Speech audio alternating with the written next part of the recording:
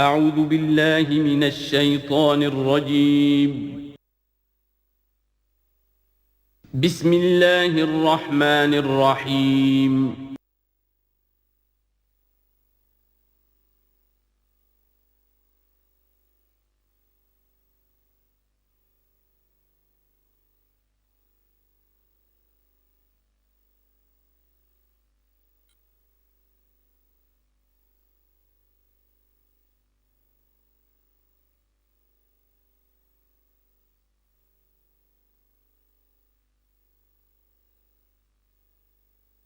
والصلاة والسلام على عباده الذين اصطفى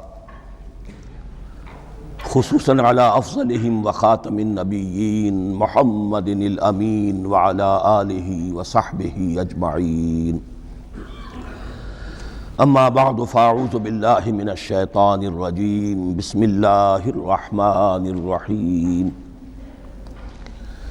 الحمد لله رب العالمين الرحمن الرحيم مالك يوم الدين إياك نعبد وإياك نستعين اهدنا الصراط المستقيم صراط الذين أنعمت عليهم غير المغضوب عليهم ولا الضالين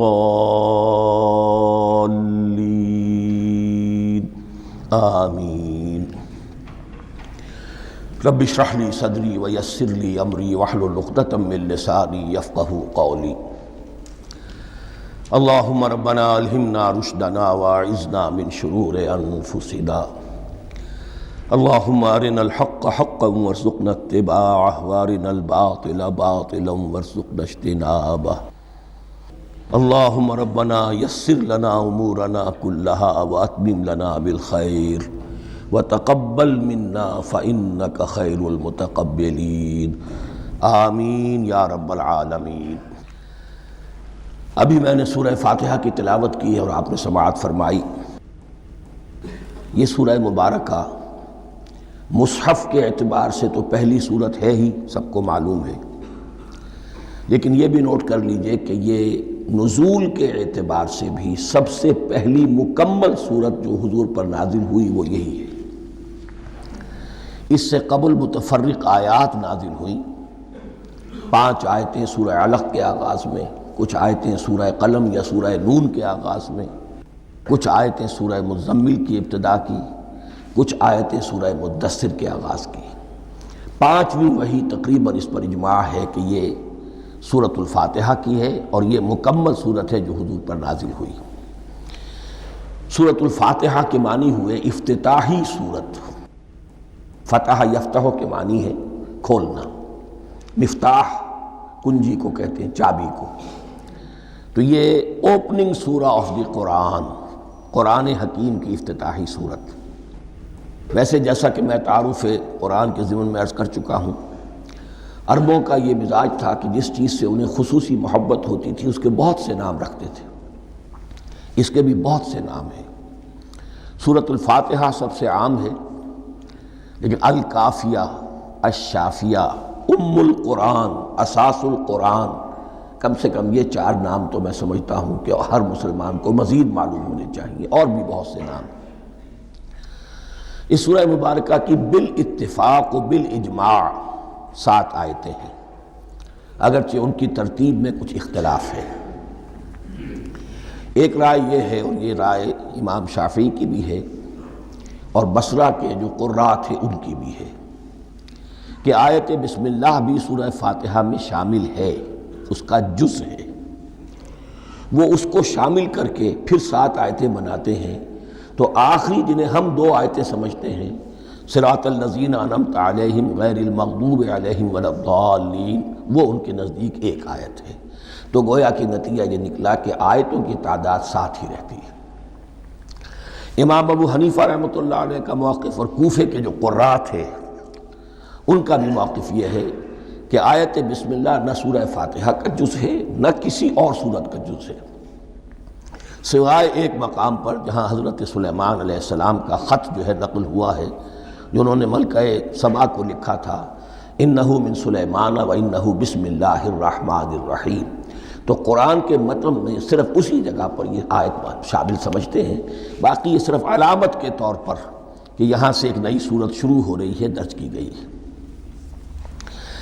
اس سورہ مبارکہ کو الصلاح قرار دیا گیا ایک حدیث میں۔ اس کا جو اسلوب ہے وہ دعا کا ہے، اور دعا کے ساتھ اس کی جو مناسبت ہے، اور پھر اسی کی وجہ سے ہماری نماز کا یہ جزو لا ینفک بنا دیا گیا۔ بلکہ ایک حدیث جو میں آپ کو سناؤں گا اس میں اسی کو نماز قرار دیا گیا، الصلاح یہی ہے۔ ویسے وہ حدیث مبارک موجود ہے، من لم یقرأ بفاتحۃ الکتاب لا صلاۃ لمن لم یقرأ بفاتحۃ الکتاب، جو شخص سورہ فاتحہ کی تلاوت نہیں کرتا اس کی کوئی نماز نہیں۔ اس کے حوالے سے بھی ہمارے ہاں دو مسلک ہیں، ذکر صرف اس لیے کر رہا ہوں کہ آپ کے علم میں ہو، ان میں کوئی بنیادی فرق نہیں ہے۔ کسی بھی ایک رائے کا انسان قائل اور حامل ہو سکتا ہے بغیر اس کے کہ دوسرے کو بالکل غلط قرار دے، بلکہ یہ کہ اس کے لیے بھی گنجائش اپنے ذہن میں اور اپنے دل میں رکھے۔ اور دوسری آیت یہ ہے کہ اس کا حصہ نہیں ہے۔ اسی اعتبار سے یہ کہ یہ سورہ مبارکہ نماز میں پڑھی جانی ضروری ہے، لا صلاۃ لمن لم یقرأ بفاتحۃ الکتاب۔ البتہ یہ اختلاف ہے، یہ بات جو میں ذکر کر رہا تھا جو ذہن سے نکل گئی، کہ آیا مقتدی جو ہے امام کے پیچھے کھڑا ہو کر جب نماز پڑھ رہا ہو تو کیا اس صورت میں بھی اس کے لیے لازم ہے کہ سورہ فاتحہ پڑھے؟ اس میں دو رائے ہو گئی، بلکہ تین۔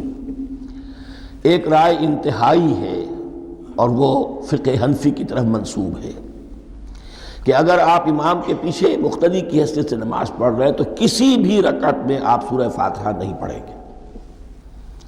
ایک دوسری بالکل برعکس رائے ہے، وہ امام شافعی رحمۃ اللہ علیہ کی ہے کہ ہر حالت میں، چاہے امام جہری رکعت پڑھا رہا ہو جس میں وہ بلند آواز سے سورہ فاتحہ پڑھ رہا ہو، اور چاہے وہ سری رکعت ہو، ہر حالت میں مقتدی کو بھی پڑھنی ہے۔ ایک تیسری رائے بین ہے، وہ امام مالک کی ہے رحمۃ اللہ علیہ، کہ جو سری رکعت ہے جس میں کہ امام بھی خاموشی سے پڑھ رہا ہے، مقتدیوں کو بھی پڑھنی چاہیے۔ جو جہری رکعت ہے جس میں کہ امام بلند آواز سے پڑھ رہا ہے، اس میں مقتدیوں کو خاموش رہ کر پوری توجہ جو ہے سننے پر صرف کر دینی چاہیے۔ اذا قرئ القرآن فاستمعوا له وانصتوا، جب قرآن پڑھا جا رہا ہو تو پوری توجہ اس کے پڑھنے پر مرکوز کر دو اور خود خاموش رہو۔ میرے اپنی رائے میں یہ تیسری رائے سب سے زیادہ صائب ہے، اور اس میں کسی طرح کی بھی کوئی پیچیدگی پیدا نہیں ہوتی۔ بہرحال اس سورہ مبارکہ کا جو اسلوب ہے میں نے عرض کیا دعائیہ ہے، البتہ قرآن مجید کے علم اور حکمت کے اعتبار سے، اس کے فلسفے کے اعتبار سے ایک بات سمجھ لینی چاہیے۔ قرآن کا فلسفہ یہ ہے کہ بنیادی ہدایت ہر انسان کے دل میں موجود ہے، بالقوہ، پوٹینشلی۔ یہ جو قرآن مجید یا اللہ کی کتابیں نازل ہوتی ہیں یہ انہیں ایکٹیویٹ کرتی ہیں، وہ اندر کی جو ڈورمنٹ کانشسنس ہے، خوابیدہ شعور جو ہے اسے بیدار کر کے، اور پھر یہ کہ اسے اجاگر کرتی ہیں۔ ہر سلیم الفطرت انسان اور سلیم العقل انسان، دو سلامتی شرط ہیں۔ سلیم الفطرت، نیچر پرورٹڈ نہ ہو، فطرت مسخ نہ ہو گئی ہو، عقل سلیم ہو۔ ان دونوں چیزوں کا نتیجہ یہ نکلتا ہے کہ وہ انسان از خود، بغیر کسی وحی کی رہنمائی کے، بغیر کسی نبی کی تعلیم کے سے استفادہ کیے ہوئے، از خود بھی کچھ حقائق تک پہنچ جاتا ہے۔ اور وہ حقائق کیا ہیں؟ نمبر ایک یہ کہ اس کائنات کا ایک خالق ہے اور وہ ایک ہے، اور وہ تمام صفات کمال سے متصف ہے۔ نمبر دو یہ کہ انسان کی زندگی صرف یہ زندگی نہیں ہے، بلکہ ایک اور زندگی ہے کہ جس میں اس زندگی کے اعمال کے نتائج برآمد ہوں گے۔ یہ دو باتیں، اس کی زیادہ وضاحت کے ساتھ جو ہے اس کا تذکرہ آئے گا سورہ لقمان میں، جہاں حضرت لقمان کی شخصیت کا تذکرہ ہے۔ لیکن یہاں صرف یہ بات سمجھ لیجئے کہ قرآن کا فلسفہ یہ ہے کہ ہر انسان میں، ہر فرد نوع بشر میں جو اپنی ولادت کے وقت مسلم ہوتا ہے، حضور کی حدیث ہے کل مولود یولد علی الفطرہ ابواہ یحودانہ او ینصرانہ او یمجسانہ، ہر بچہ نوع انسانی کا فطرت اسلام پر پیدا ہوتا ہے، وہ فطرت کے اندر وہ ہدایت ودیت ہے۔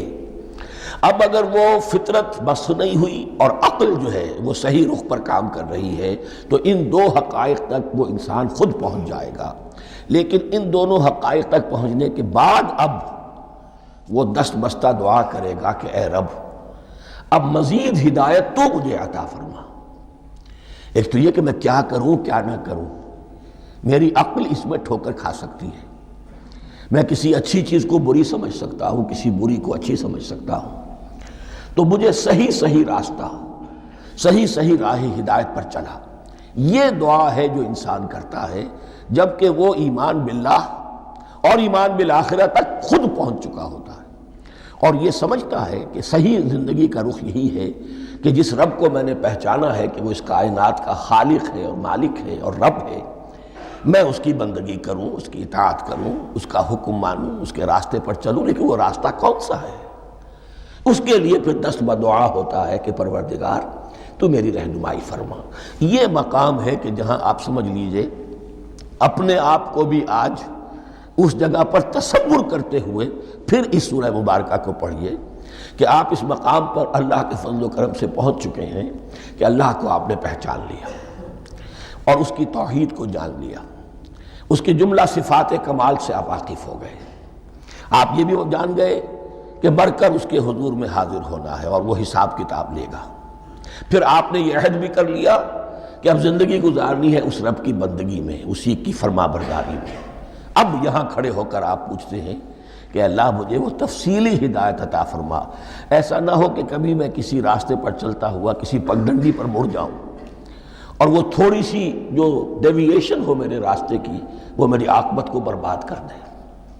یک لحظہ غافل گشتم و صد سال راہم دور شد، اس لیے کہ ہوتا یہی ہے سیدھے راستے سے ذرا سی کوئی پگڈنڈی جو ہے تھوڑے سے اینگل پر نکلی ہے، لیکن جب چلتے جائیں گے آپ تو جتنا آگے بڑھیں گے اس پر اس راہ صراط مستقیم سے آپ اتنے ہی زیادہ دور ہوتے چلے جائیں گے۔ یہ ہے قرآن مجید کی حکمت اور فلسفے کے اعتبار سے اس سورہ مبارکہ کا مقام۔ اب آئیے ہم بسم اللہ کرتے ہیں۔ بسم اللہ الرحمن الرحیم، شروع کرتا ہوں میں اللہ کے نام سے جو رحمان اور رحیم ہے۔ اس پر کچھ گفتگو ہو چکی ہے تعارف قرآن کے ضمن میں کہ رحمان اور رحیم دو نام ہیں کہ جو رحمت کے مادے سے نکلتے ہیں۔ رحمان میں اللہ تعالیٰ کی رحمت کا جوش ہے، جانی کیفیت، طوفانی کیفیت، اور رحیم میں اللہ تعالیٰ کی رحمت کا دوام اور تسلسل۔ یہ دونوں کیفیات اللہ کی رحمت میں بیک وقت موجود ہیں جس کا ہم تصور نہیں کر سکتے۔ ہم سمندر کو دیکھتے ہیں، متلاطم سمندر ہے، اس میں ہیجان ہے، طوفان ہے۔ دریا کو دیکھتے ہیں کہ وہ سکون کے ساتھ چل رہا ہے، خاموشی سے چل رہا ہے، بہہ رہا ہے، بس تسلسل کے ساتھ بہہ رہا ہے۔ ہم ان دونوں کیفیات کو علیحدہ علیحدہ دیکھتے ہیں تو ہمارا ذہن ان دونوں کو بیک وقت اس کا تصور نہیں کر سکتا، تخیل ممکن نہیں۔ لیکن اللہ کی رحمت کی یہ دونوں شانیں مستقلاً ہر وقت موجود ہیں بیک وقت، اسی لیے ان دونوں کے درمیان کہیں حرف عطف نہیں آئے گا۔ بسم اللہ الرحمن الرحیم، الحمدللہ رب العالمین۔ کل حمد، اور حمد کو ذہن میں رکھ لیجئے، حمد مساوی ہے تعریف جمع شکر۔ عام طور پر ترجموں میں ایک لفظ لایا جاتا ہے، کل تعریف اللہ کے لیے، یہ کافی نہیں ہے۔ تعریف آپ کسی شے کی کر سکتے ہیں جس میں کوئی حسن ہے، خوبی ہے، کسی بھی اعتبار سے، خواہ آپ کو اس کے حسن و خوبی سے کوئی فائدہ حاصل نہیں ہو رہا۔ ایک پھول ہے، بہت خوبصورت ہے، بس ٹھیک ہے، خوبصورت ہے، آپ نے کہا، تعریف کر دی۔ شکر کرتے ہیں آپ اس شے کا جس سے آپ کو کوئی فائدہ پہنچا ہو، استفادہ ہوا ہو، آپ کی کوئی ضرورت پوری ہوئی ہو، آپ کی کوئی مشکل رفع ہوئی ہو۔ اور آپ دیکھیں گے کہ حمد میں یہ شکر کا پہلو غالب ہے۔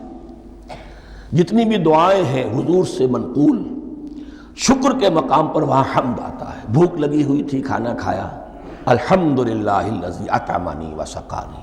اب یہاں دیکھیے ترجمہ تعریف نہیں، شکر ہے اس اللہ کا جس نے مجھے کھلایا اور پلایا۔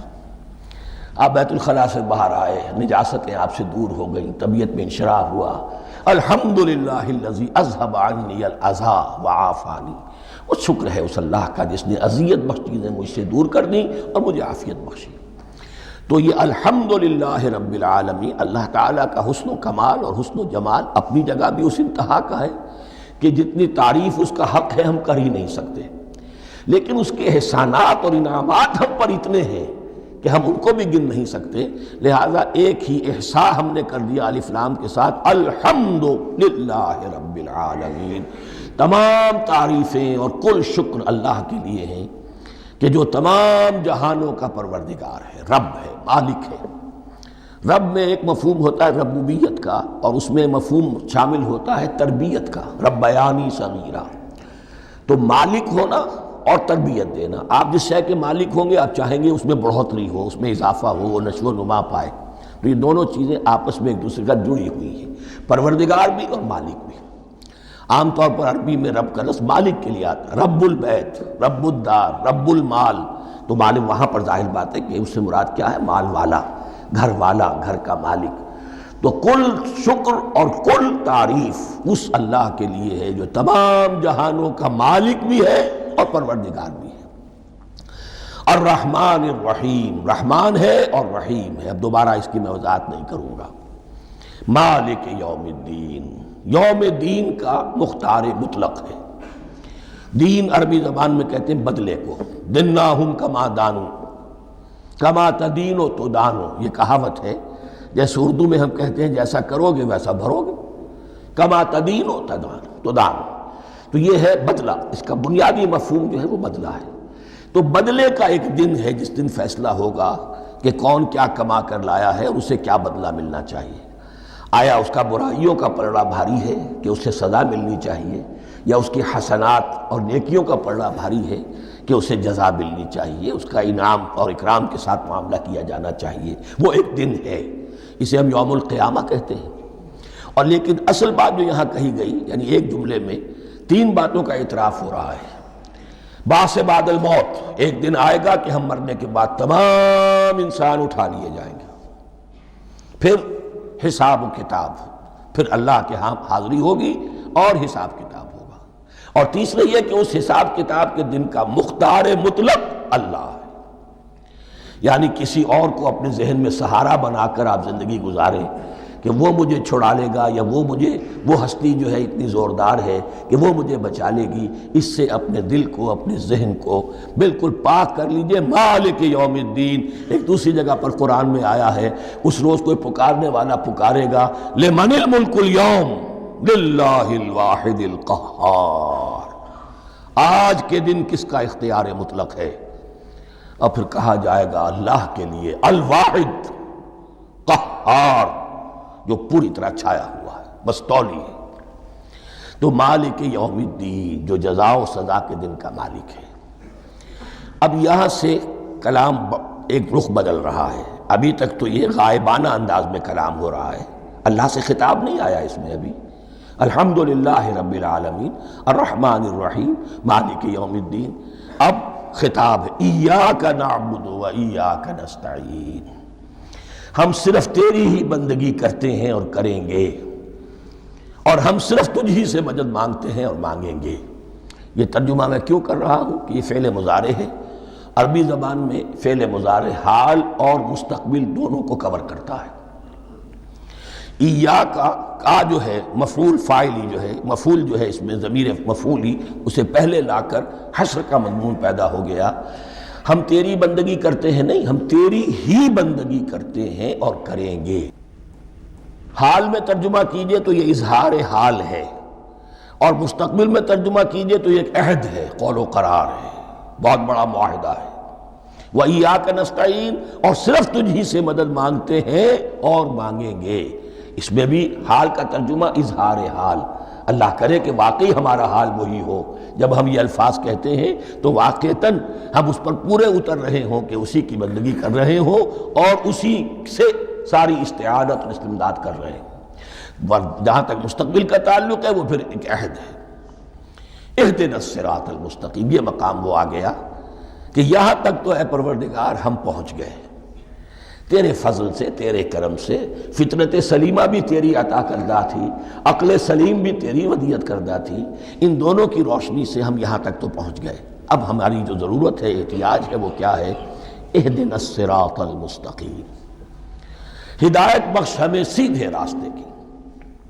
یہاں دو باتیں سمجھ لیجئے، انفرادی سطح پر انسان کے لیے نہ معلوم کتنے مرحلے آتے ہیں ہر روز کہ جس میں وہ ایک چھٹک کر کھڑا ہو جاتا ہے، یہ کروں یا یہ کروں، دو آلٹرنیٹو سامنے آ رہے ہیں، فیصلہ کرنا مشکل ہو رہا ہے، قدم قدم پر ہدایت کی ضرورت ہے۔ اور اجتماعی طور پر نوع انسانی تین بڑے بڑے تمدنی مسائل میں واقعہ یہ ہے کہ تسلیم کر لیا جانا چاہیے کہ عقل انسانی اس کو راستہ نہیں دکھا سکتی۔ عام معاشرتی سطح پر مرد اور عورت کے درمیان حقوق اور اختیارات کا کیا توازن ہو، ناممکن ہے، انسان طے نہیں کر سکتا۔ انسان یا مرد ہے یا عورت ہے، عورت سوچے گی اپنے لحاظ، اپنے جذبات کا، اپنے خیالات کا لحاظ رکھے گی، مرد کے جذبات و احساسات کا اس کا کوئی تصور ہی ممکن نہیں۔ مرد سوچے گا اسے اپنے احساسات معلوم ہے، لیکن یہ کہ عورت کے احساسات سے وہ نابلد ہے، ان کو محسوس کر ہی نہیں سکتا، لا محالہ وہ اپنے بارے میں وہ جو بھی نظام بنائے گا اس میں وہ اپنی بالادستی رکھے گا۔ وہ تو ایک ہی ہستی ہو سکتی ہے کہ جو دونوں کی خالق ہے، مرد کی بھی عورت کی بھی، اور اس کو دونوں سے محبت ہے، دونوں کا خیر خواہ ہے، دونوں کا رب ہے، دونوں کو پروان چڑھانا چاہتا ہے۔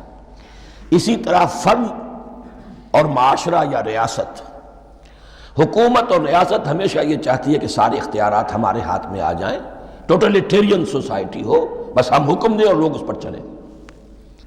افراد یہ چاہتے نہیں، ہمیں آزادی ہونی چاہیے۔ اب آپ دیکھیے کہ دنیا میں کتنے جھگڑے چلتے ہیں اسی پر، فریڈم فریڈم فریڈم۔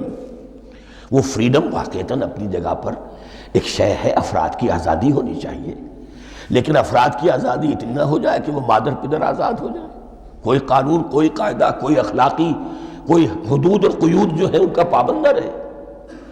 تو اب کہاں ہے وہ نقطہ اعتدال کہ جس میں انسان کے انفرادی آزادی، انفرادی اختیار اور ادھر اجتماعی مصلحتیں جو ہیں ان کو بیلنس کیا جا سکے؟ انسان طے نہیں کر سکتا، صرف اللہ ہی اس کے لیے نظام دے سکتا ہے۔ تیسرا مسئلہ ہے سرمایہ اور محنت، اس میں کیا توازن ہو؟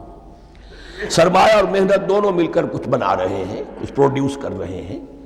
اب اس میں نفع جو ہوا ہے اس میں سرمایہ کا کتنا حصہ ہونا چاہیے اور لیبر کا کتنا ہونا چاہیے، کون طے کر سکتا؟ اس کے لیے بھی کہ ایسا نہ ہو کہ سرمایہ داری جو ہے آکاش بیل بن کر پورے معاشرے پر چھا جائے، اور غریب بیچارہ، مزدور بیچارہ، کاشتکار بیچارہ وہ گویا کہ چکی کے دو پارٹوں میں پس کر رہ جائے، اس کی کوئی حیثیت نہ رہ جائے۔ لیکن یہ کہ دوسری طرف اگر یہ کہ مزدور کا جو حق ہے اس سے زیادہ اس کو دے دیا جائے تو سرمایہ جو ہے وہ سکڑ جائے گا، شائی ہو جائے گا، وہ پھر میدان میں نہیں آئے گا۔ کیا کیا جائے؟ کون سا نقطہ عدل و اعتدال ہے؟ یہ تین مسائل ایسے ہیں، اہدنا الصراط المستقیم۔ تو یوں سمجھیے کہ ایک جو بنیادی ہدایت تھی، ایک اللہ کو پہچان لینا، یہ جان لینا کہ کل حسن و جمال اور تمام انعام و اکرام کا منبع اس کی ذات ہے، وہ رحمان ہے اور رحیم ہے، اور یہ جان لینا کہ مرنے کے بعد جی اٹھنا ہے، حساب کتاب ہے، فیصلہ ہوگا جزا و سزا کا، اور مختار مطلق اس دن کا اللہ ہے۔ پھر یہ عہد کر لینا ایاک نعبد و ایاک نستعین۔ اس کے بعد دعا، پروردگار ہمیں ہدایت پر قائم رکھ، ہماری ہدایت میں اضافہ فرما۔ اس ہدایت کے لفظ کو سمجھ لیجئے، بنیادی ہدایت، تفصیلی ہدایت، قدم قدم پر ہدایت، ہدایت پر ہدایت۔ والذین اہتدوا زادہم ھدی، جو لوگ ہدایت کے راستے پر آتے ہیں اللہ ان کی ہدایت میں اضافہ کرتا ہے۔ تو یہ قدم قدم پر ہمیں ہدایت کی ضرورت ہے اور مرحلہ وار ضرورت ہے۔ ہدایت اس کو بھی کہتے ہیں کہ کسی نے آپ سے کوئی پتہ پوچھا، آپ نے کہا ادھر جانا، پھر دوسری گلی میں مڑنا، پھر جانا دو تین لائٹیں چلے جانا، پھر مڑنا، وغیرہ وغیرہ، یہ بھی ہدایت ہے، نظری طور پر آپ نے بتایا ہے۔ ایک ہدایت یہ ہوئی کہ بھائی میں چلتا ہوں آپ کے ساتھ، میں آپ کو وہاں تک پہنچا دوں گا تاکہ آپ کو دقت نہ ہو، آپ نے منزل تک پہنچا دیا۔ ان دونوں کے درمیان، یہ تو میں نے ایک فرد کی مثال دی ہے، اللہ اور بندے کے درمیان نہ معلوم کتنے مراحل ہیں ہدایت کے۔ تو کسی وقت بھی انسان اپنے آپ کو ہدایت خداوندی سے مستغنا نہیں سمجھ سکتا، اور نہیں تو پروردگار جو ہدایت دی ہے اس پر ہدایت پر قائم رکھ۔ کیا پتہ شیطان کا کوئی حملہ کیا پتہ ہمارے نفس کی کوئی شرارت کسی ایسے رخ پر ہمیں ڈال دے کہ اب تک کی ساری کمائی بھی ضائع ہو جائے۔ لہذا یہ نہ سمجھیے کہ جب یہ ساری چیزیں ان کو معلوم تھیں، ان چیزوں کا تو اقرار کر رہے تو اب ہدایت کون سی مانگ رہے ہیں؟ تو ہدایت کا تو بڑا میدان کھلا ہوا ہے، اور اس ہدایت کی وہ جو میں نے آخری شکل آپ کو بتائی ہے کہ منزل مقصود تک پہنچا دے، یہ ہدایت بھی قرآن مجید میں اس معنی میں بھی لفظ آیا ہے کہ اہل جنت جب جنت میں داخل ہوں گے تو جو ترانہ حمد ان کی زبان پر اس وقت ہوگا وہ کیا ہے؟ الحمدللہ الذی ہدانا لہذا وما کننا لنہتدی لولا ان ہدانا اللہ۔ کل شکر اس اللہ کا جس نے ہمیں یہاں تک پہنچا دیا، ہدایت دی یہاں تک پہنچا دیا، اور ہم ہرگز نہ پہنچ پاتے، ہم ہرگز ہدایت یافتہ نہ ہو سکتے اگر اللہ ہی ہمیں ہدایت نہ دیتا۔ اہدنا الصراط المستقیم، سیدھا راستہ، صراط الذین انعمت علیہم، اب اس کی مزید وضاحت ہے، راستہ اس کا ان لوگوں کا جن پر تیرا انعام ہوا۔ یہ کون لوگ ہیں؟ اس کی وضاحت آپ کو ملے گی سورہ نساء میں، من یطع اللہ والرسول فاولئک مع الذین انعم اللہ علیہم من النبیین والصدیقین والشہداء والصالحین۔ چار طبقات ہیں منعم علیہم جن پر اللہ کا انعام ہوا ہے۔ چوٹی پر انبیاء کرام، اس کے بعد صدیقین کرام، اس کے بعد شہداء عظام، اس کے بعد عام صالح مسلمان، صالح ہو۔ یہ بیس لائن ہے، اس سے اوپر کا درجہ شہداء کا ہے، اس سے اوپر کا درجہ صدیقین کا ہے، اور پھر اس سے اوپر کا درجہ انبیاء کا ہے۔ انبیاء میں سے پھر وہ بھی ہوتے ہیں کہ جو اولو العزم میں من الرسل ہیں، لیکن یہ چار طبقات ہیں، ان کے راستے پر ہمیں چلا۔ غیر المغضوب علیہم ولا الضالین، جو مغضوب علیہم نہیں ہوئے، جن پر تیرا غضب نہیں ہوا، اور غضب ہوتا ہے ان پر کہ جو ہدایت کے واضح ہونے کے بعد ہدایت کو ترک کر دیں، وہ ہے مغضوب علیہم۔ جنہیں ہدایت مل گئی ہو، ہدایت کو پہچان لیا ہو، پھر اپنی شرارت نفس کی وجہ سے، اپنی نفسانیت کی وجہ سے، اپنے تکبر کی وجہ سے، اپنے حسد کی وجہ سے وہ اس حق کو رد کر دیں، اس کو ترک کر دیں، ان پر اللہ کا غضب آتا ہے۔ اور اس میں اس کی بہت بڑی مثال تاریخ کے اعتبار سے یہودی ہیں۔ اللہ نے انہیں ہدایت دی، کتابیں عطا کی، تورات، انجیل، زبور، سینکڑوں نبی ان میں مبعوث کیے، 1400 برس تک نبوت کا تار ٹوٹا ہی نہیں، مسلسل۔ ابتدا میں بھی 2 نبی، موسیٰ اور ہارون، اور اختتام پر بھی 2 نبی، عیسیٰ اور یحییٰ علیہ السلام، اور ان کے مابین کوئی لمحہ نہیں آیا ہے تاریخ بنی اسرائیل میں جبکہ کوئی نہ کوئی نبی موجود نہ ہو۔ لیکن انہوں نے اپنی شرارت نفس کی وجہ سے ہدایت تورات سے بھی منہ موڑا، اور پھر سب سے بڑی بات یہ کہ ہدایت محمدی سے، ہدایت قرآنی سے بھی صلی اللہ علیہ وسلم منہ موڑا، وہ ہے مغضوب علیہم ولا الضالین، اور نہ ہی گمراہ ہوئے۔ یہ لفظ جو آتا ہے عربی زبان میں گمراہ کا بھی ہے اور تلاش حق میں بھٹکنے والے کا بھی ہے۔ ایک وہ شخص ہے جس پر حق ابھی واضح نہیں ہوا، وہ تلاش میں ہے، اس کے لیے بھی ضال کا لفظ آئے گا۔ اسی طرح کوئی شخص کسی کے عشق اور محبت میں ایسا ہو جائے، دیوانہ ہو جائے، اس کو بھی ضال کہتے ہیں، یعنی اس کے اوپر جذبات کا اتنا غلبہ ہو گیا ہے کسی کی محبت اور عشق کی بنا پر۔ تو حضور کے لیے یہ لفظ آیا ہے وَوَجَدَكَ ضَالًّا فَهَدَىٰ، اور یہ تو سورۃ الضحیٰ ہے، اکثر بیشتر لوگوں کو یاد ہوگی۔ تو یہ جو ضال کا لفظ ہے، اس میں سمجھ لیجئے ضروری نہیں ہے کہ وہ گمراہ ہو، بلکہ وہ بھی کہ جو ابھی راہ ہدایت کی طلب میں، اس کے حصول کے لیے اس کی تلاش میں کوشاں ہیں، اور وہ بھی کہ جو کسی مغالطے کی وجہ سے حق سے منحرف ہو جائے۔ یہ بھی جان لیجئے کہ ایک ہے بدنیتی، تکبر، حسد، حق کو جان کر پہچان کر رد کر دینا یا چھوڑ دینا یا ترک کر دینا۔ ایک ہے کسی غلطی میں، کسی جذبات کے اندر آ کر، کسی غلو کے اندر مبتلا ہو کر اور حق سے منحرف ہو جانا۔ اس کی جو سب سے بڑی مثال ہے وہ نصارہ ہے، عیسائی ہے۔ حضرت مسیح کو انہوں نے مانا لیکن غلو کیا، یہ لفظ آئے گا آگے، لا تغلو فی دینکم، اپنے دین میں غلو نہ کرو۔ جیسے ہمارے ہاں بھی بعض لوگ ہیں جو حضور صلی اللہ علیہ وسلم کی تعریف میں، حضور صلی اللہ علیہ وسلم کے ساتھ اپنی محبت کے اظہار میں غلو کر جاتے ہیں۔ یہ انتہا درجے کو ہو گیا تھا حضرت مسیح علیہ السلام کے ماننے والوں میں، اور اس کی بنا پر انہوں نے تثلیث کا عقیدہ ایجاد کر لیا اور حضرت مسیح علیہ السلام کو اللہ کا بیٹا بنا دیا۔ تو اس کی سب سے بڑی مثال ضالین کی اس اعتبار سے کہ ہدایت پانے کے بعد کسی بدنیتی سے نہیں بلکہ کسی اچھے جذبے میں غلو کی وجہ سے رسول سے محبت کرنا تو اچھا جذبہ ہے، لیکن یہ محبت بھی ایک حد میں رہنی چاہیے۔ غلو کرے گی تو ظاہر بات ہے کہ اس کے بعد وہ گمراہی کی طرف لے جائے گی۔ تو یہ ہے اس سورہ مبارکہ کا ترجمہ، اور اس کے بعد آخر میں آمین کہنا یہ مسنون بھی ہے، کہنا چاہیے۔ البتہ اختلاف یہاں بھی صرف اتنا ہے کہ نماز میں جب آپ امام کے ساتھ ہیں، وہ اگر جہری قرات کر رہا ہے تو آیا اس کے بعد آپ کو بھی بالجہر کہنا ہے آمین یا نہیں کہنا، یہ اختلاف ہے، ان میں کوئی فرق واقع نہیں ہوتا۔ یہ چیز متفق علیہ کہ کہنا ہے آمین، بلکہ یہ آمین تو یہودیوں میں ہے، یہ آمین جو ہے یہ عیسائیوں میں بھی ہے۔ ان کی بھی جو لارڈس پریئر ہے اس کے بعد آمین، وہ آمین کہتے ہیں، وہ فرق وہ لفظ ایک ہی ہے، اس لیے کہ عبرانی زبان اور عربی زبان یا تو ہم یہ کہہ سکتے ہیں کہ دونوں بہنیں ہیں، کوئی ایک مشترک زبان تھی ان کی ماں جس کی یہ دو بیٹیاں ہیں، اور یا یہ کہنا پڑے گا کہ عربی زبان کی ماں جو ہے وہ عبرانی زبان ہے۔ بہرحال بڑا قریبی رشتہ عربی کا اور عبرانی کا ہے، اس اعتبار سے وہ آمین۔ اب آپ کو معلوم ہے ہم السلام علیکم وہ کہتے ہیں، وہ سلام کہتے ہیں، فرق کیا ہے؟ وہ تو تلفظ کا فرق ہے۔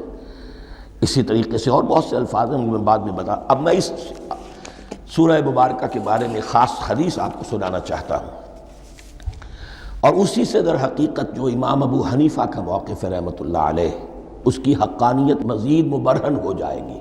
یعنی کیا کہ آیت بسم اللہ سورہ فاتحہ کا جز نہیں ہے، سورہ فاتحہ الحمدللہ رب العالمین سے شروع ہوتی ہے۔ وہ میں آپ کو بتانا بھول گیا کہ جن کے نزدیک یہ سورت کا جز ہے وہ پھر جہری قرات میں بسم اللہ الرحمن بھی بلند آواز سے کہیں گے، اور جن کے نزدیک یہ سورہ فاتحہ کا جز نہیں ہے وہ نہیں کہیں گے، وہ الحمدللہ رب العالمین سے قرات کریں گے۔ تو کوئی فرق نہیں ہے بنیادی۔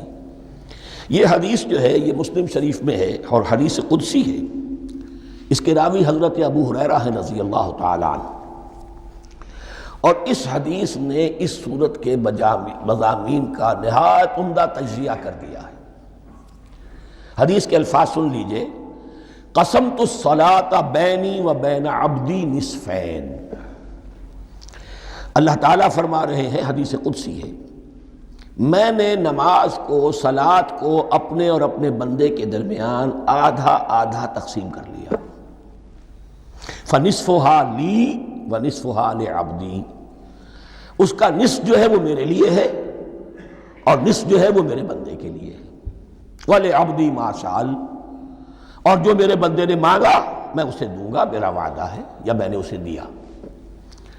اس کے بعد اس کی تفصیل آتی ہے، اذا قال العبد، جب بندہ کہتا ہے الحمدللہ رب العالمین، قال اللہ حمدنی عبدی، جب بندہ کہتا ہے الحمدللہ رب العالمین، اللہ فرماتا ہے میرے بندے نے میری حمد کی۔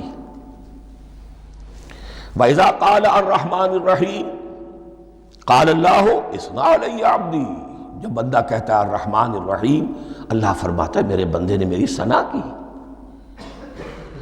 وَإِذَا قَالَ مَالِكِ يَوْمِ الدِّينِ قَالَ اللَّهُ تَعَالَى مَجَّدَنِي عَبْدِي، میرے بندے نے میری تمجید بیان کی، میری بزرگی بیان کی۔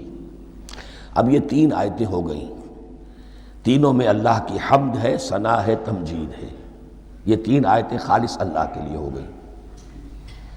اب چوتھی آیت آئی، ایاک نعبد و ایاک نستعین، اس کے بارے میں جب بندہ کہتا ہے اذا قال العبد ایاک نعبد و ایاک نستعین، قال اللہ تعالی ھذا ما بینی و بین عبدی ولعبدی ما سأل، یہ میرے اور میرے بندے کے درمیان ہے۔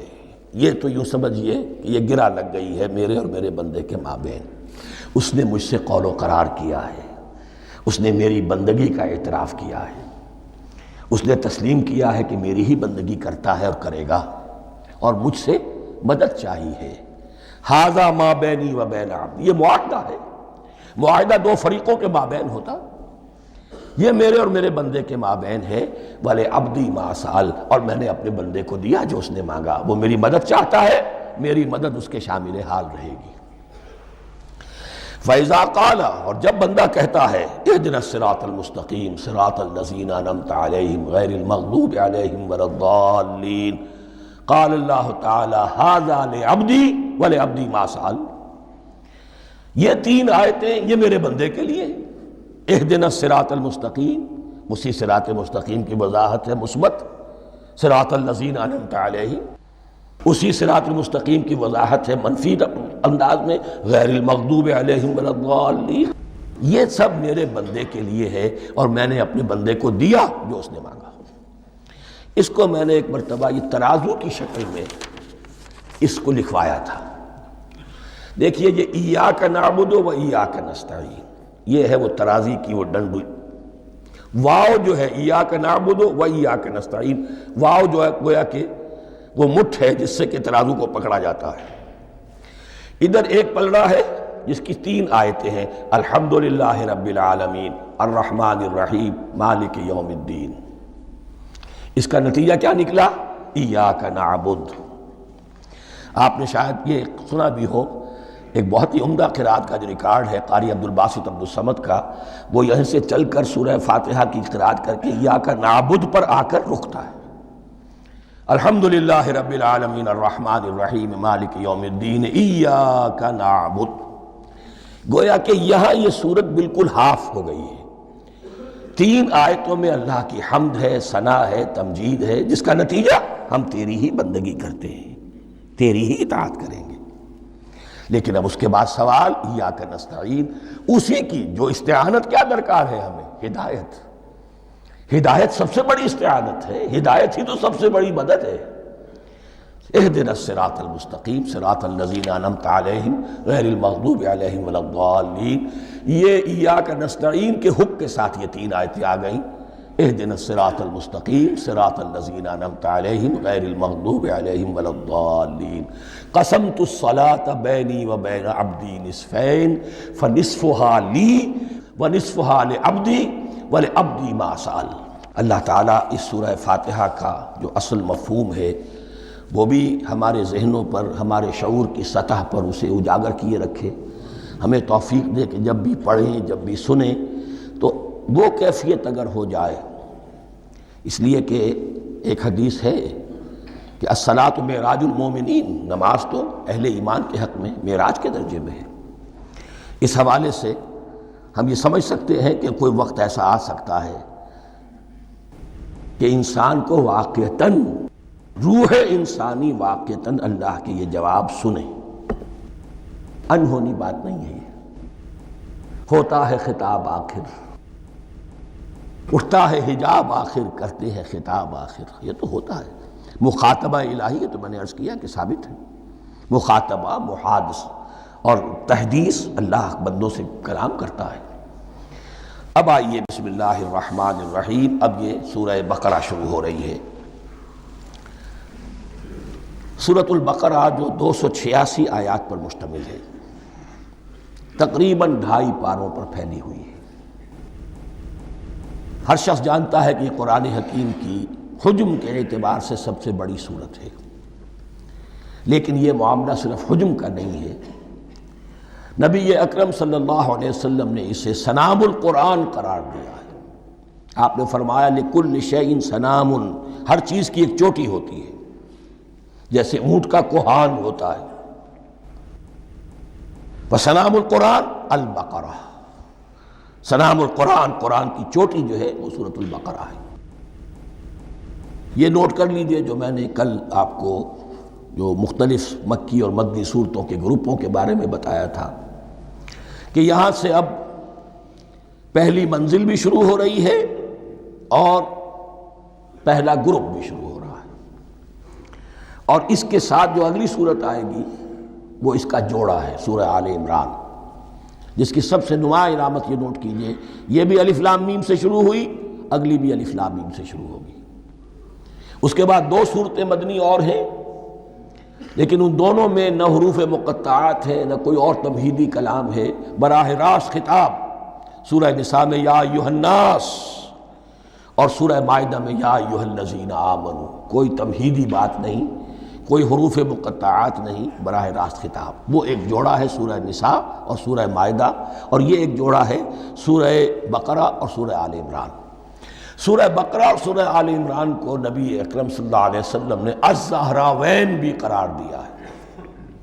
زہرا کہتے ہیں بڑی روشن چیز کو، یہ حضرت فاطمہ رضی اللہ تعالی عنہ کے نام کے ساتھ آتا ہے، فاطمۃ الزہراء، تو زہرا بہت روشن دمکتی ہوئی شے۔ الزہراوین یہ دو نہایت دمکتی ہوئی صورتیں ہیں جو قیامت کے دن دو بدلیوں کی شکل میں ظاہر ہوں گی، حضور نے فرمایا، اور جو لوگ ان صورتوں سے محبت کرتے تھے ان پر سایہ کریں گی۔ اللہم ربنا اجعلنا منہم، ہمیں اللہ تعالیٰ ان میں شامل فرما دے۔ اس سورہ مبارکہ کو دو حصوں میں تقسیم سمجھیے۔ ویسے تو یہ کہ رکوع آئیں گے، پارے بھی بدلیں گے اس میں، لیکن حصے دو ہیں۔ پہلے حصے میں اصل روح سخن سابقہ امت مسلمہ سے ہے، یہود سے، بنی اسرائیل سے۔ دوسرے حصے میں اصل خطاب موجودہ امت مسلمہ سے ہے، امت محمد سے صلی اللہ علیہ وسلم۔ پہلے حصے میں 18 رکوع ہیں لیکن آیات 152 ہیں۔ دوسرے حصے میں 22 رکوع ہیں لیکن آیات 134 ہیں۔ گویا کہ اس سے آپ کو توازن نظر آئے گا کہ اگرچہ ادھر رکوع کی تعداد کم ہے 18 لیکن آیات کی تعداد زیادہ ہے 152۔ دوسرے حصے میں رکوعوں کی تعداد زیادہ ہے 22 لیکن آیات کی تعداد 134۔ اسی لیے اس کا ایک نام میں نے تجویز کیا ہے، وہ اس لیے تاکہ کچھ حقائق آپ کے ذہنوں میں ان ناموں کے حوالے سے بھی انشاءاللہ محفوظ ہو جائیں گے۔ سورۃ الامتین، دو امتوں کی صورت، اس لیے کہ تقریباً نصف اس کی ساری بحث جو ہے، مرکزی بحث، وہ سابقہ امت مسلمہ بنی اسرائیل، اور دوسرا نصف اس میں سارا خطاب وہ ہے موجودہ امت مسلمہ یعنی امت محمد صلی اللہ علیہ وسلم۔ اس کا جو پہلے 18 رکوع ہیں یا پہلا حصہ ہے، اس کے اندر ڈویژن فردر ہوگی ورٹیکل، عمودی۔ پہلے 4 رکوع، پھر 10 رکوع، پھر 4 رکوع۔ لیکن جو 22 رکوع ہیں دوسرے حصے کے، دوسرے نصف کے، اس میں ڈویژن جو ہے جو ہاریزونٹل ہے، وہ افقی تقسیم ہے، عمودی نہیں، افقی۔ وہ میں بعد میں بیان کروں گا جب ہم وہاں پہنچ جائیں گے۔ ان کو پہلے سمجھ لیجئے کہ اس پہلے حصے کی جو تقسیم میں نے کی ہے، پہلے 4 رکوع، پھر 10 رکوع اور پھر 4 رکوع۔ پہلے 4 رکوع یوں سمجھیے کہ پورے قرآن مجید کے لیے اس کی حکمت اور فلسفے کا جو حصہ مکی قرآن میں بیان ہو چکا تھا اس کا خلاصہ ہے۔ جب یہ صورت نازل ہو رہی ہے تو یہ تو مدینہ میں حضور تشریف لا چکے ہیں، 12-13 سال جو ہے گزر چکے ہیں، اور ان 12-13 سالوں کے دوران 2/3 قرآن نازل ہو چکا ہے۔ اس میں جو بھی حکمت، فلسفہ اور بنیادی دعوت، یہ جو چیزیں مکی قرآن میں بیان ہوئیں، ان کا خلاصہ نچوڑ نکال کر یہاں 4 رکوعوں میں رکھ دیا گیا۔ اگرچہ ان میں بھی جب گہرائی میں آپ دیکھیں گے تو روح سخن جو ہے وہ بنی اسرائیل کی طرف ہے، وہ میں بعد میں عرض کروں گا، لیکن اضافی طور پر یہ سمجھ لیجئے کہ پورے مکی قرآن کے حکمت اور پیغام کا خلاصہ ان 4 رکوعوں میں۔ پھر 10 رکوع ہیں جن میں براہ راست خطاب ہے سابقہ امت مسلمہ، یا بنی اسرائیل۔ اس کے بھی 2 حصے ہیں۔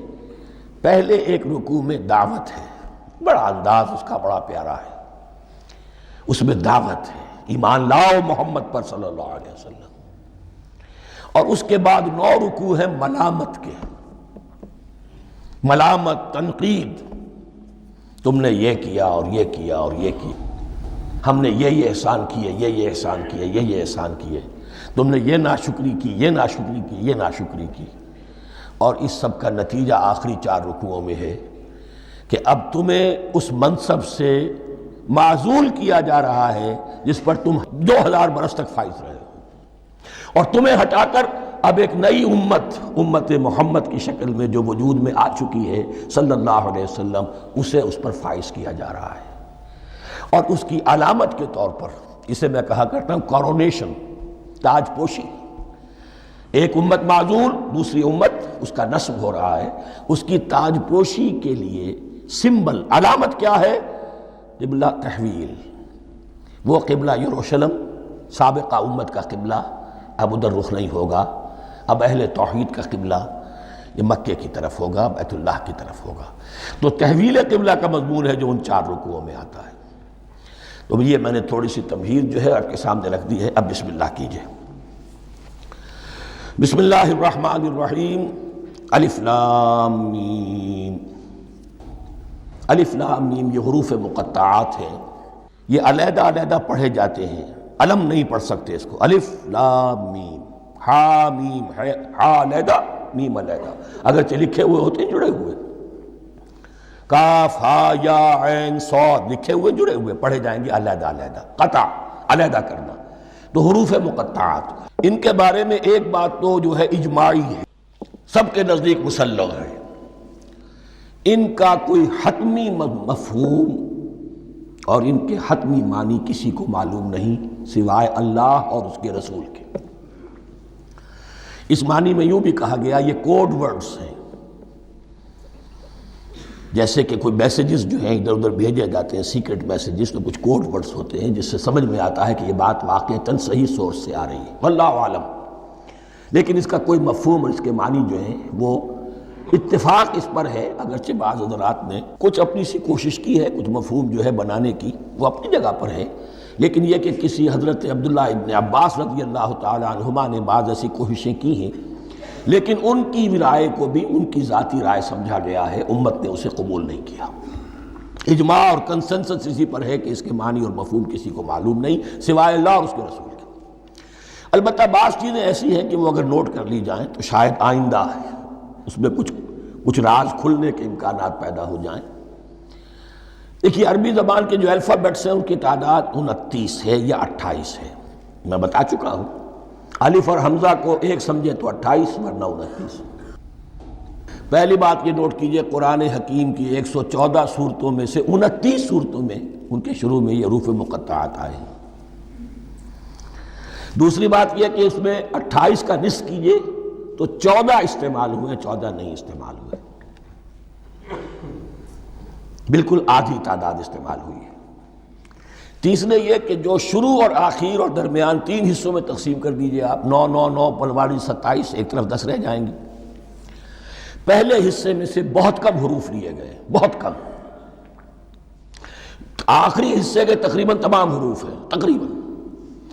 درمیانی حصہ وہ ہے کہ جس میں آپ نے دیکھا ہے کہ عربی میں جوڑوں کی شکل میں ہے، صاد ضاد، فرق کیا ہے نقطے کا، سین شین فرق کیا ہے نقطوں کا، را زا فرق کیا ہے نقطے کا۔ تو جو بھی نقطے والا لفظ ہے وہ نہیں لیا گیا، اور جو بغیر نقطے کے غیر منقوط ہے وہ لیا گیا۔ پھر اس میں 3 صورتیں ہیں جن میں ایک ایک حرف آیا ہے، سورہ قاف، سورہ نون، سورہ صاد۔ پھر صورتیں ہیں جن میں 2 2 آئی ہیں، جن میں 3 3 آئے ہیں، پھر 4 4 آئے ہیں، 2 ہی صورتیں ہیں جن میں 4 4 ہیں، اور 2 ہی صورتیں جن میں 5 5 ہیں۔ تو یہ ہے صرف یوں سمجھیے کہ اعداد و شمار۔ اس کے حوالے سے کچھ آدمی غور کرے تو شاید کوئی بات نکلے۔ باقی وہ مثال میں آپ کو بتا دیتا ہوں کہ حضرت عبداللہ ابن عباس نے ایک رائے ظاہر کی کہ الف لام میم در حقیقت ایک جملے کا خلاصہ ہے، انا اللہ اعلم۔ پہلا لفظ انا، اس کا الف لے لیا، درمیانی لفظ اللہ، اس کا درمیانی لام لے لیا، تیسرا لفظ اعلم، یہ آخری لفظ ہے، آخری حرف میم لے لیا، انا اللہ اعلم، میں اللہ جانتا ہوں، واللہ اعلم، واقعتاً اللہ ہی جانتا ہے۔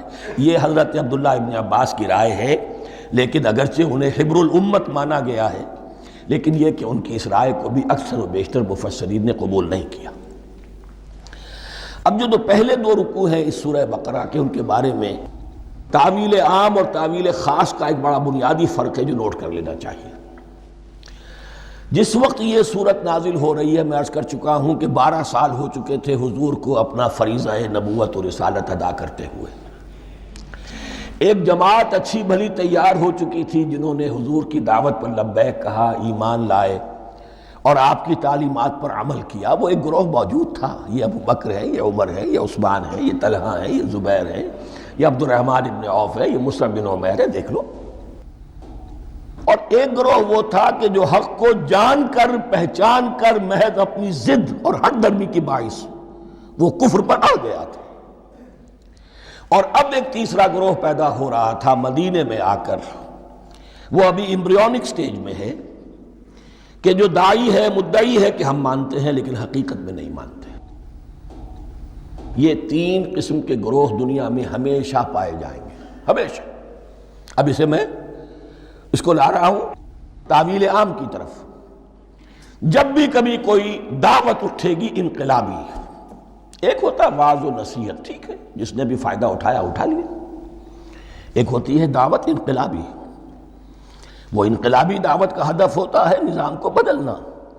نظام بدلتا ہے تو ظاہر بات ہے کہ جو لوگ اس نظام میں جن کے ویسٹڈ انٹرسٹ ہیں اور جن کو پریولیجز حاصل ہیں، جن کے مفادات ہیں، وہ تو لازماً اپنے نظام کا تحفظ کریں گے۔ ٹکراؤ ہوگا، تصادم ہوگا، تصادم میں جانی نقصان بھی ہوگا، مالی نقصان بھی ہوگا۔ یہ گویا کہ کسی انقلابی دعوت کے لوازم ہیں۔ اگر یہ شاید نہ ہو تو دعوت انقلابی ہے ہی نہیں۔ اس اعتبار سے ہر انقلابی دعوت کے جواب میں تین طبقے پیدا ہو جاتے ہیں۔ ایک وہ کہ جو اس دعوت کو قبول کرتے ہیں دیانت کے ساتھ، خلوص کے ساتھ، اخلاص کے ساتھ، اور پھر پوری جواں مردی کا ثبوت دیتے ہیں، ہر چہ بعد آباد، اب جو آئے سو آئے، جان دینی پڑے حاضر ہیں، مال دینا پڑے حاضر ہیں، کوئی تکلیف آئے، کوئی مشقت آئے، کوئی مصیبت آئے، کوئی قربانی کرے حاضر۔ جب پکارا گیا واپس نہیں پھیرا کوئی فرمان جنوں کا، اور تنہا نہیں لوٹی کبھی آواز جرس کی۔ خیریت جاں راحت تن صحت داماں، سب بھول گئیں مصلحتیں اہل ہوس کی۔ ایک وہ لوگ ہوتے ہیں، ایک وہ لوگ ہوتے ہیں کہ جو اڑ جاتے ہیں ضد پر، ہٹ درمی پر، ماننے کے باوجود، جاننے کے باوجود کہ بات تو ٹھیک ہے جو کہہ رہے ہیں، کیسے مان لیں؟ ہماری سیادت، ہماری چودراہٹ، ہمارے مفادات، ہمارے یہ ساری چیزیں، ان سب کے اوپر زد پڑ رہی ہے۔ یہ لوگ اڑ جاتے ہیں اور پھر کوئی دعوت، کوئی نصیحت، کوئی مزید افہام و تفہیم ان کے حق میں مفید نہیں ہوتی۔ اس لیے کہ صحیح بات ہے جو کہتے ہیں کہ سوتے کو تو جگایا جا سکتا ہے، جاگتے کو کیسے جگائیں؟ کوئی سویا ہوا ہے تو آپ اسے جگا دیں گے، جو جاگا ہوا ہے لیکن وہ بنا ہوا ہے، وہ اٹھنے کو تیار ہی نہیں ہے، تو آپ کیسے اٹھا دیں گے اس کو؟ تو جو لوگ جان بوجھ کر حق کو پہچان کر رد کر دیتے ہیں، پھر ان کے حق میں کوئی دعوت، کوئی نصیحت، کوئی تبلیغ، کوئی انذار، کوئی تبشیر مفید نہیں ہوتی۔ تیسرا درجہ ایسے لوگوں کا ہوتا ہے جو یا تو شروع میں آتے ہی شرارت کے ارادے سے ہیں، کوئی مصلحت ہے جس کی وجہ سے اس دعوت کو قبول کر لیا، کوئی ذاتی منفعت ہے جس کے لیے قبول کر لیا، یا یہ کہ شروع میں تو اخلاص کے ساتھ آتے ہیں لیکن جب قربانی دینے کا وقت آتا ہے تو ان کے اندر سیرت و کردار کی وہ مضبوطی نہیں ہوتی کہ ہر چہ بعد آباد، یہ نہیں ہوتی، وہ پھر ڈگمگاتے رہتے ہیں، کبھی کچھ چلے پھر کہیں ٹھٹک کر رہ گئے، پھر کہیں کچھ چلے پھر ٹھٹک کر رہ گئے۔ یہ تیسرا طبقہ ہے کہ جو کہتا ہے، دعوی مدعی ہے کہ ہم نے مانا ہے، قبول کیا ہے، بات ٹھیک ہے، کچھ تھوڑا بہت چلتے بھی، لیکن جہاں مشکل آئی چھٹک کر کھڑے ہو گئے، اوندھے منہ گر پڑے۔ یہ تیسرا طبقہ ہے۔ اس کے لیے لفظ ہمارے ہاں منافقین بھی ہے، لیکن اس رکوع میں آ کر ابھی ان 4 رکوعوں میں نہیں بلکہ سورہ بقرہ میں مکمل میں بھی کہیں نفاق کا لفظ نہیں آیا ہے، اس لیے کہ اسے مرض سے تعبیر کیا گیا۔ یہ مرض ہے ایک، اور اس مرض کے ذریعے سے لوگوں کے اندر جو ہے وہ ایک نفاق کا بیج پڑ رہا ہے، جو ظاہر ہوگا تو منافقت پوری کی پوری کھل کر سامنے آ جائے گی۔ روگ ہے انسانی شخصیت کا، اس حوالے سے وہ تیسری، اور یہ چونکہ اہم ترین حصہ تھا اور یہ مرض اب شروع ہو رہا تھا، مدینے میں، مکے میں نہیں تھا، لہذا زیادہ تفصیل سے اس کے بارے میں گفتگو ہوئی۔ اب ان 2 رکنوں کا سلسلے وار مطالعہ انشاءاللہ اس دوسری نشست میں کریں گے۔